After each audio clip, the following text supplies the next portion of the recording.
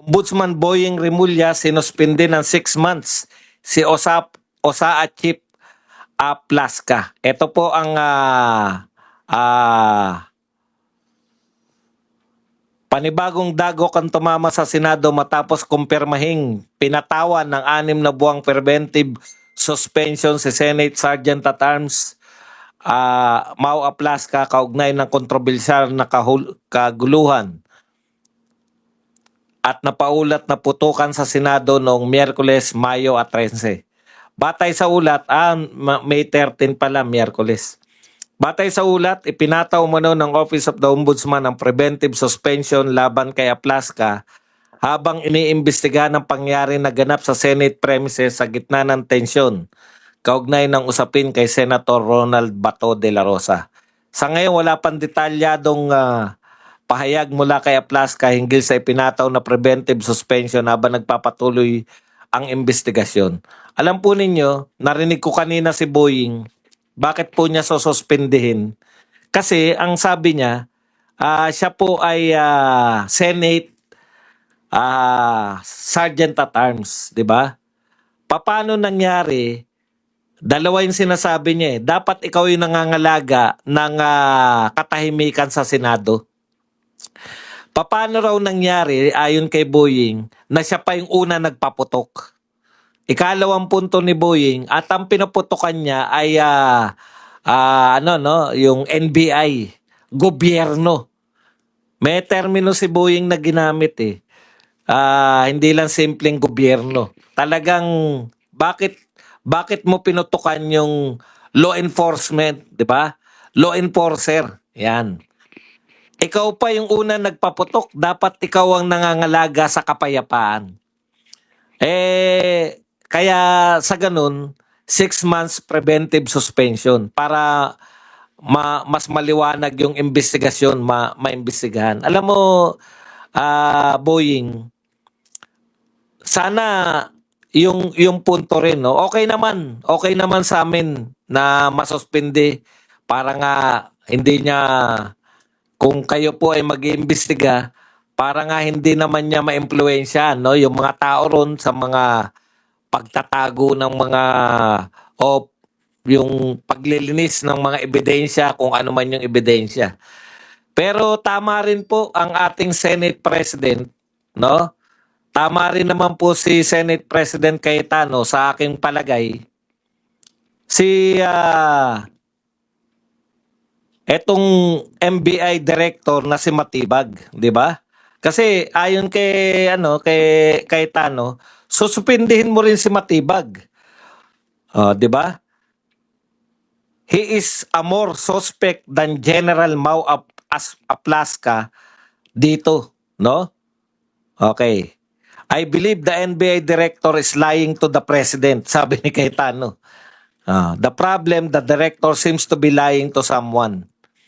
Okay, kasi eto po, we are following instruction from the higher up, sabi po ni Matibag, no? Bakit po, hindi lang po usapin to ng fairness eh. Ang problema po talaga, may kabarilan yung USAA eh, di ba? Meron silang kabarilan ng mga taga-NBI. Hindi naman napapasubalian yan. Bakit po si Plaska yung dapat? Kasi nagpaputok agad. Warning shot nga po eh. Tsaka narinig po natin si Plaska, si General Plaska, at that time, alam ko yung merong opisina ron na tumawid sila Plaska. Nakita ko to sa personal eh. Medyo pinagkaguluhan po siya. Pumasok sa opisina. Tapos mabilis po yung pagpasok uli nila sa Senate. Mukhang naghanda po talaga sila. Tsaka may narinig pa po na may huhulihin. Nagsabi po si General Plaska na may huhulihin. Kaya yung tinanong siya ng mga reporter, sino yung huhulihin? Yung mga NBI. Yun yung sinabi ni Plaska, huli niya yung mga NBI kasi may mga nakita sila through CCTV na mayroong mga armas. Yung mga NBI na hindi ipinaalam sa kanila. So kinakailangan po nilang hulihin, no? Ito po yung pahayag nito ni Plaska Kaya yun yung nakita ko eh. Mabilis lang, tumawid sila. Siguro kumuha ng, hindi ko naman ano no, kasi nag-speculate lang tayo doon sa opisina ng Office of, nakahiwalay po eh. Yung Office of the Sergeant of Arms, meron po silang sariling building sa labas ng Senado. Mabilis lang. Parang may kinuha lang sila. Wala pang 10 minuto. Pumasok sila ulit. So ang tansya ko ron, baka nag-ano sila, no? Sinilip yung CCTV o kung ano pa man. Pagpasok nila, maya-maya lang, yun na, nagkaroon na ng putukan. Sabi ng mga reporter sa loob, narinig nila na may huhulihin, di ba? Narinig nila na may huhulihin. Nung tinanong po, after ng putukan si Aplaska, huli namin yung NBI kasi nasa loob sila ng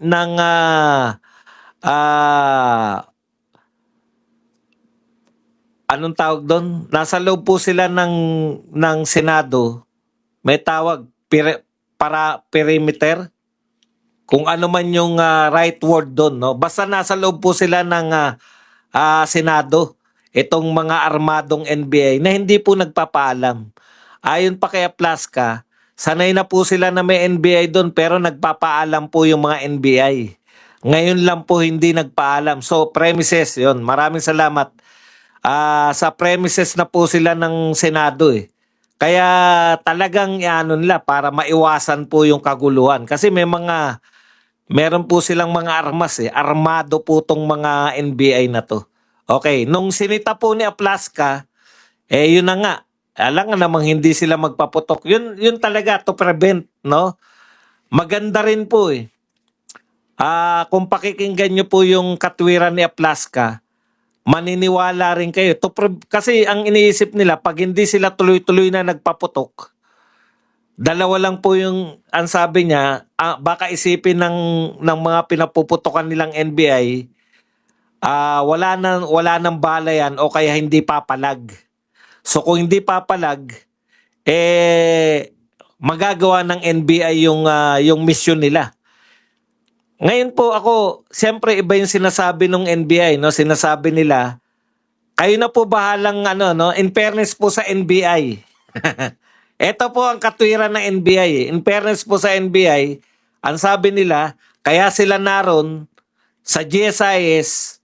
Yung GSIS po kasi tsaka Senado, isang building lang po yan. Umuupa lang po. Umuupa lang po yung Senado sa GSIS. Kaya po bandar yan, magkarugtong talaga. Isang building lang eh. Meron talagang daanan. Ngayon, kung maniniwala po kayo sa NBI, ayan po yung sabi ng OSAA, 'di ba? Pero kung maniniwala po kayo sa NBI, ito naman po yung katwiran nila.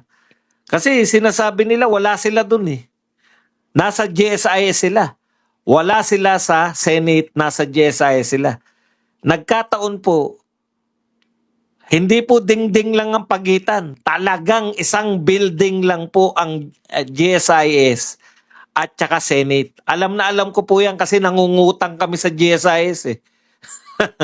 Lahat po ng government employee nangungutang dun eh. Alam, kabisado namin yung GSIS building tsaka yung Senate na magkarugtong talaga yan. So anyways, ang point ko lang po, wala kayo sa premises ng Senate pero nasa GSIS kayo. Oh. Yun yung katwiran, 'di ba? Tanungin mo naman bakit sila nasa GSIS? Kasi nga pinadidrill sa pinadidrill sa kanila yung yung daanan eh. Anak ng tinapay oh. Bahala na po kayo kung tama po kasi may sulat na pinapakita eh. Bahala na po kayo kung maniniwala kayo kaya sila nariyan sinisecure yung pintuan para hindi na po labas-pasok yung mga kung sino-sino.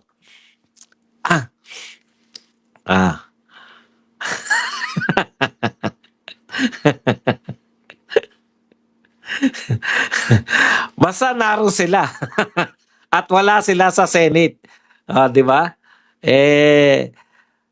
Tapos masyado po mainit yung tension dun. Masyadong mainit yung tension. Tapos nagkaroon na po sila ng, yun nga, yung putukan.